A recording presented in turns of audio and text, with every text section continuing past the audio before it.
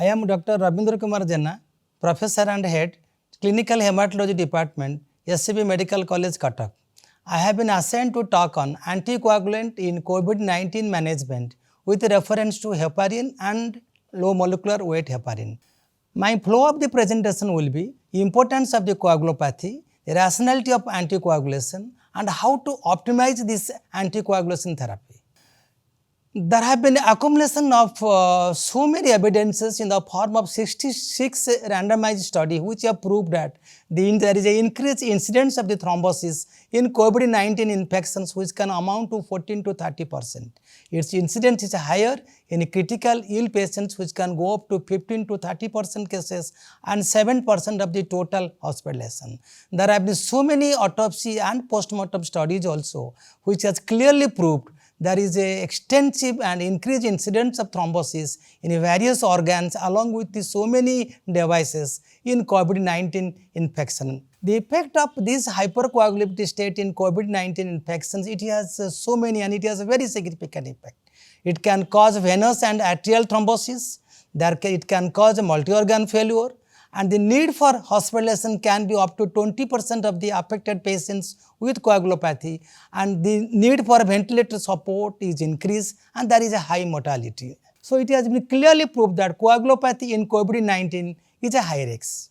Next, if you look at the pathophysiology, in the initial first week, there is a proliferation of the COVID virus infections, particularly in the lung tissue, in the first week. In the second weeks, you have a immune response to the viral infection which releases on the bottom. If you look at this cartoon on the bottom, there is a cytokine storm due to release of so many chemical substances like TNF, interleukin 6, interleukin 1 and GM-CSF. On the other side also, there is also endothelial dysfunction which leads to stimulus of the platelet activations and also increased release of the procoagulants like von Willebrand factor, factor 8 and fibrinogen, and there is a decreased level of the anticoagulants. So, these hyperinflammation or in the cytokine storm itself also can lead to dysregulation of the coagulation. So, this coagulopathy can be due to hyperinflammatory stage and also various changes which occurs at the endothelial function level, platelet activation and alternations in the procoagulants and anticoagulants. All these things leads to extensive thrombosis. If this thrombosis is not controlled in due time, that can lead to multi-organ failure which can affect lung, kidney, heart, liver, brain and so on.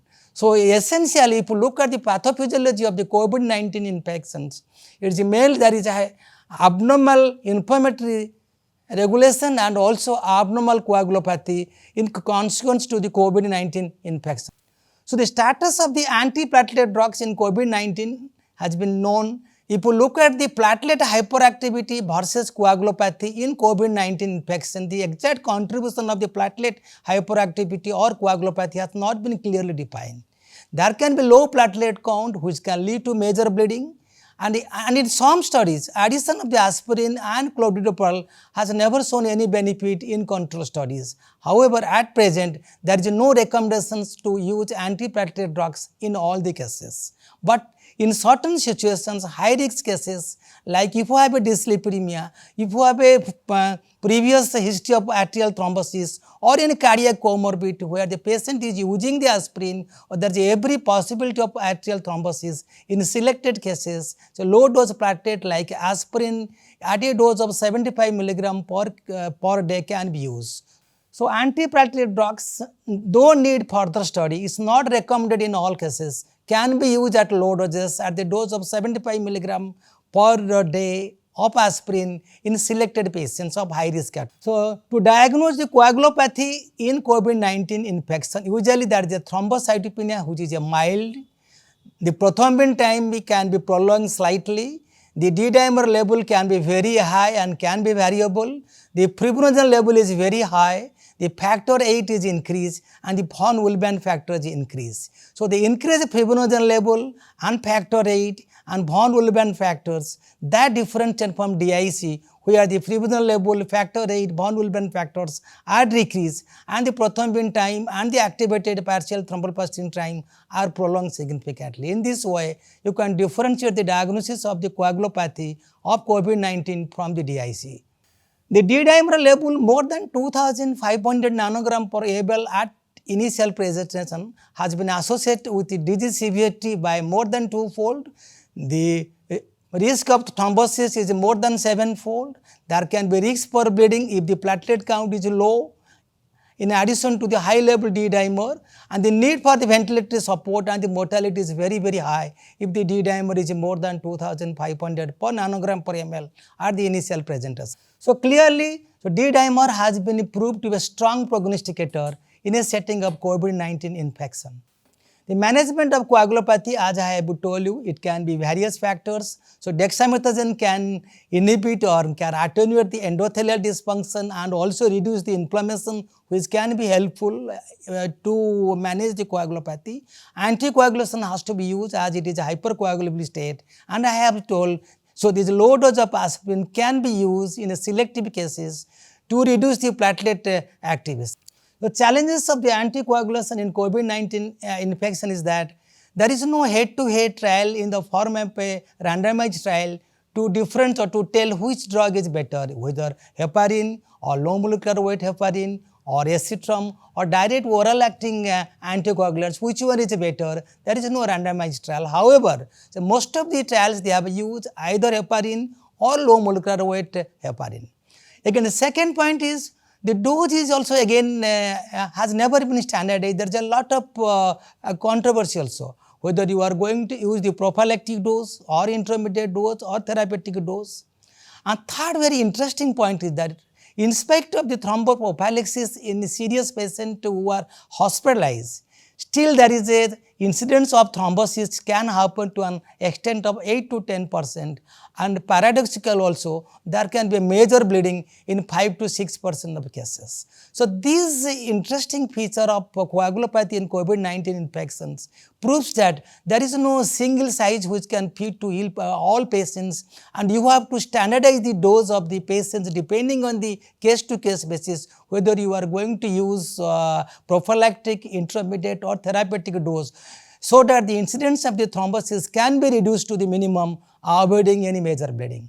That is why the ideal dose is a contentious issue, and the duration, how many days you are going to use this anticoagulation is another contentious issue. So these are the few points which are challenges, has not been proved beyond doubt, has not been standardized. So dose of the anticoagulation in general, for information all my doctor colleagues, is that heparin, if you look at the prophylactic dose of heparin, it can be 5000 units subcutaneously, can be used 2 or 3 times in a day. For this dose, you don't require any monitoring by FPTT. If you look at the therapeutic dose, you have to use 333 units per kg, followed by it can be 250 units per kg either subcutaneously or intravenously twice daily. So that's the therapeutic dose. If you look at the low molecular weight heparin, which is called the most commonly we use the enoxaparin, the prophylaxis dose is 0.5 milligram per kg per day subcutaneously either once daily or twice daily. And if you look at the therapeutic, it's just the double. That means 1 milligram per kg subcutaneously twice daily is the therapeutic dose of enoxaparin. So for the coagulopathy of COVID-19 infection is concerned, the most commonly anticoagulant used is enoxaparin. However, if there is any contraindication, particularly if there is a renal impairment, you can use heparin. There is a new finding which I have already alluded. One is, in spite of the anticoagulant thromboprophylaxis in the standard dose which has been used in this COVID-19 patients who are hospitalized, still there can be thrombosis in 9.5% of cases, and there can major bleeding also in 4.8% of cases in critically ill patients. So we have to decide in a case-to-case basis who are the patients where you need to enhance the thromboprophylaxis and who are the patients who need not.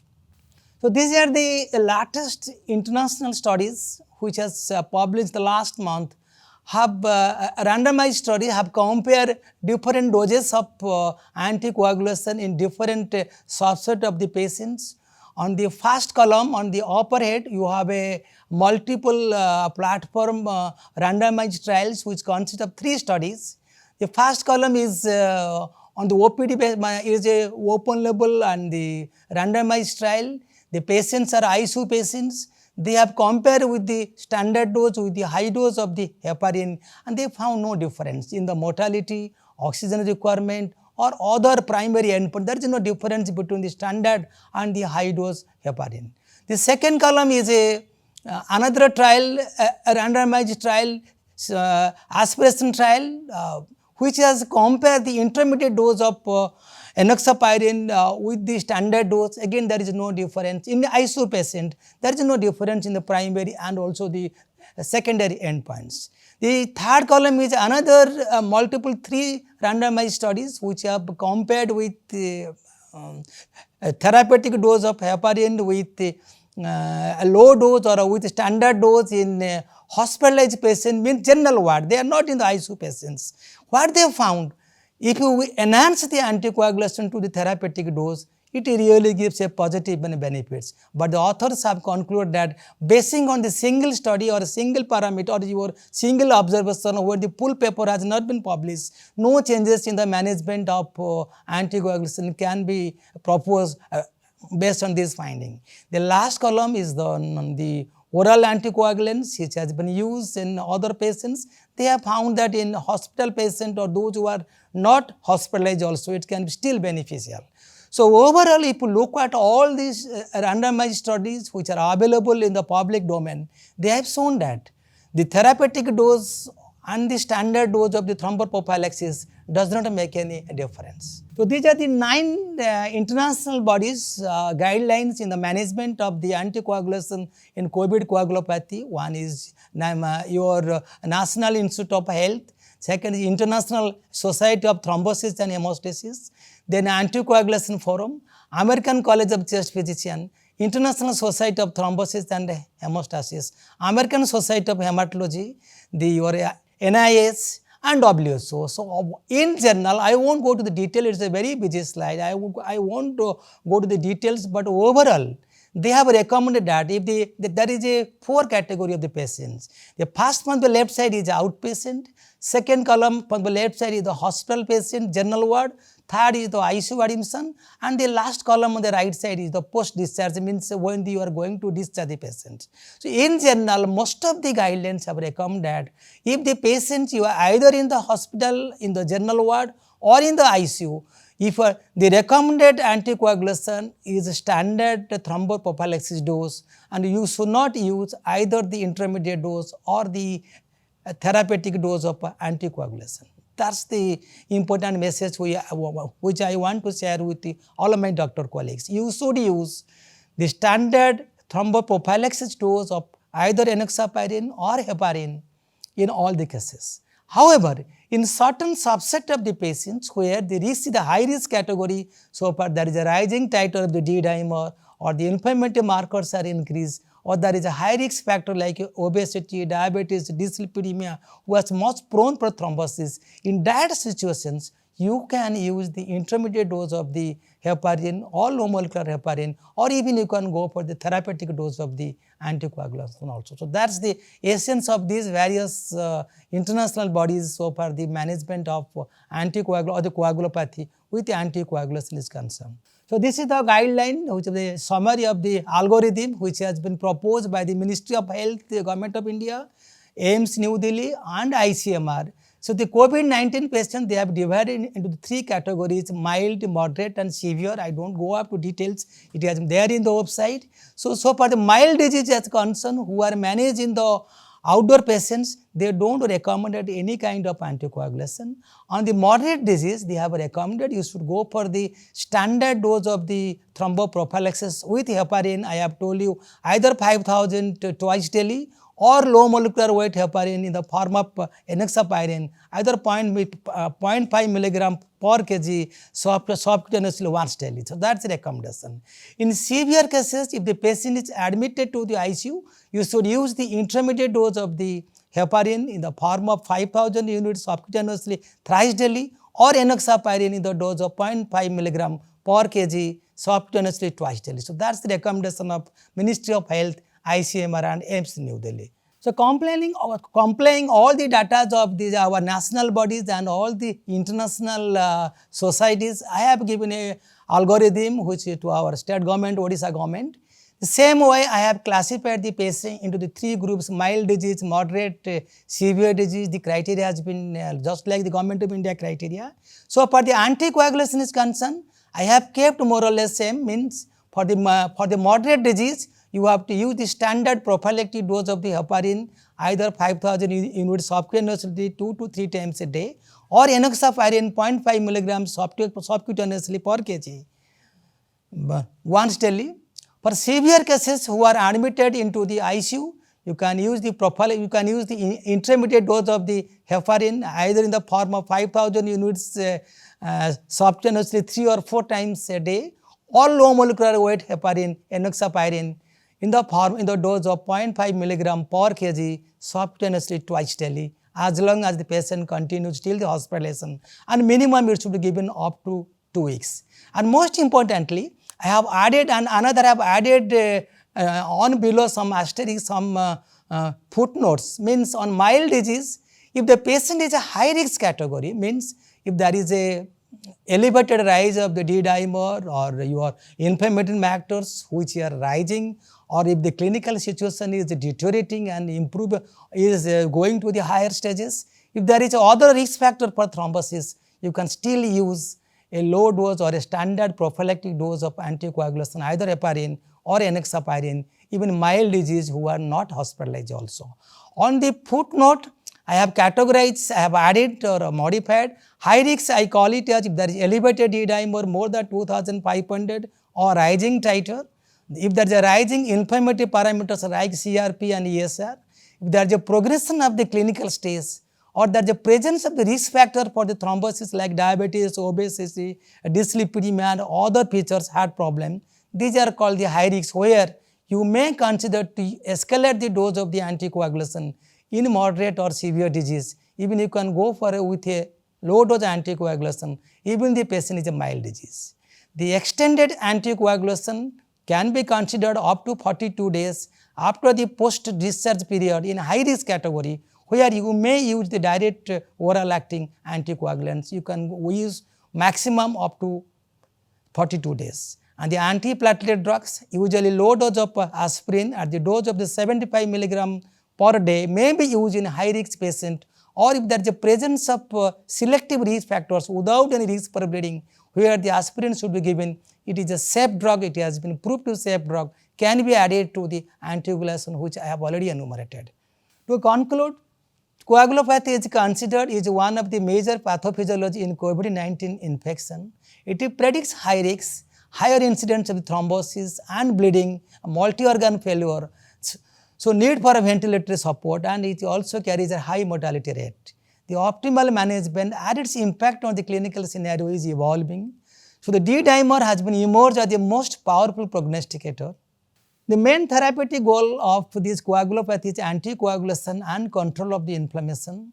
The anticoagulation, though there is a lack of the randomized trial data, but however there is no consensus on the dose and the duration of the anticoagulation is concerned. And whatever the available data are available, so low molecular weight heparin or heparin should be used as a standard prophylaxis dose for ICU and non-ICU patients during the hospitalization period, and also in an ambulatory patient with mild disease if there is a high risk patients and if there is evidence of progression to higher clinical stage.